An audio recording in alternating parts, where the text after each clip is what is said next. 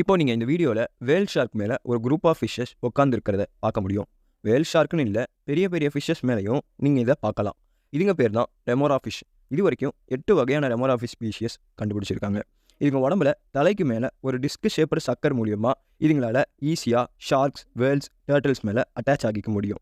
இதனால அந்த பெரிய ஃபிஷ்ஷுக்கு என்ன பயன்னா, அதுங்க உடம்புல இருக்கிற பாராசைட்ஸ், டெட் ஸ்கின் எல்லாம் இதுங்க சாப்பிட்றதுனால அந்த ஃபிஷ்ஷஸும் ஹெல்த்தியாக இருக்கும். அதே சமயத்தில் இதுங்களுக்கும் உணவு ஈஸியாக கிடச்சிடும். அந்த பெரிய பெரிய ஃபிஷ்ஷஸ் மேலே இதுங்க போய் உட்கார்றதுனால இதுங்க அட்டாக் பண்ணுமான்னா நிச்சயமாக இல்லை. இதுக்கு பேர் தான் சிம்பயாட்டிக் ரிலேஷன்ஷிப்னு சொல்கிறாங்க. சிம்பயாட்டிக் ரிலேஷன்ஷிப்னா ஒரு இனம் இன்னொரு இனத்தை சார்ந்து இருக்கிறதுன்னு அர்த்தம். டேங்க் கிளீனர்னு சொல்லப்படுற பிளெக்கோ ஃபிஷ் பற்றி தான் பார்க்க போகிறோம். இதுங்களை பெஸ்ட்டு ஆல்கே ஈட்டர்ஸ்னு சொல்கிறாங்க. இதுங்க ஆல்கே ஈட்டர்ஸ் பெஸ்ட்டுன்னா என்னை பொறுத்த வரைக்கும் இல்லை. இது வரைக்கும் 150 வகையான பிளெக்கோ ஃபிஷ் ஸ்பீஷிஸ் கண்டுபிடிச்சிருக்காங்க. இதுங்கெல்லாம் 60 சென்டிமீட்டர் வரைக்கும் வளரும். சரி, இதுங்களை நான் ஏன் பெஸ்ட் ஆல்கே ஈட்டர்ஸ் இல்லைன்னு சொல்கிறேன்னா, இதுங்க அதிகமாக வேஸ்ட் ப்ரொடியூஸ் பண்ணுங்க. அது மட்டும் இல்லாமல் டேங்க்கில் இருக்கிற மற்ற சின்ன சின்ன ஃபிஷ்ஷஸ் எல்லாம் ஈஸியாக சாப்பிட்ருங்க.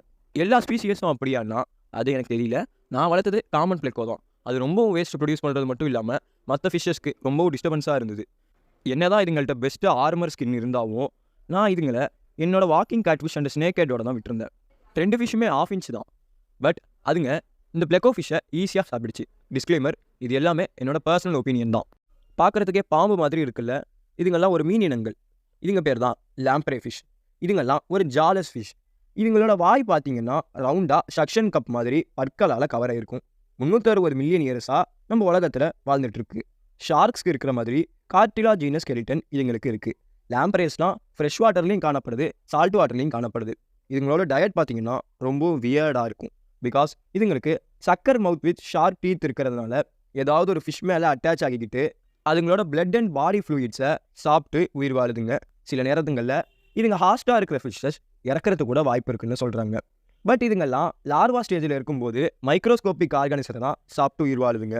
ஆனால் அமெரிக்காவோட நீரோடைகளில் காணப்படுற லாம்ப்ரே ஃபிஷ் ஸ்பீஷியஸ் பார்த்தீங்கன்னா அடல்ட் ஸ்டேஜ் அடைஞ்சதுக்கப்புறம் சாப்பிடாதுங்க. பார்க்குறதுக்கே போக்கிமான் மாதிரி இருக்குல்ல, இந்த கியூட் லிட்டில் கிரியேச்சர் பேர் தான் லம்ப் ஃபிஷ். இந்த சால்ட் வாட்டர் ஃபிஷ்ஷை பெஸ்ட்டு கேமஃப்ளாஜ் கிரியேச்சர்ஸ்னு சொல்கிறாங்க. அட்லாண்டிக் மற்றும் பசிபிக் ஓஷனில் தான் இதுங்க காணப்படுது. இதுங்களுக்கு அன்யூஷுவலான பாடி ஷேப் இருக்கிறதுனால இதுங்களால எஃபிஷியண்ட்டாக ஸ்விம் பண்ண முடியாது. ஸோ இதுங்களோட ஃபின்ஸ் கீழே ஒரு சக்ஷன் கப் மாதிரி இருக்கிறதுனால இதுங்களால ஈஸியாக எந்த இடத்துல வேணும்னாவும் அட்டாச் ஆகிக்க முடியும். இதுங்கெல்லாம் பாட்டம் ஸ்விம்மர்ஸ்னு சொல்கிறாங்க. சால்மன் ஃபிஷ் கல்டிவேட் பண்ணுறவங்கலாம் இந்த லம்ப் ஃபிஷ்ஷை சால்மன் ஃபிஷ் மேலே இருக்கிற சீலைஸை எடுக்கிறதுக்காக யூஸ் பண்ணுறாங்க. இந்த மேல் லம்ப் ஃபிஷ்லாம் ப்ரீடிங் டைமில் ஃபீமேல்ஸை அட்ராக்ட் பண்ண பிரைட் கலர்ஸாக தன்னோட கலரை சேஞ்ச் பண்ணிக்கணும்னு சொல்கிறாங்க. இதுங்கெல்லாம் ஒரு கார்னிவோரஸ் கிரியேச்சர்.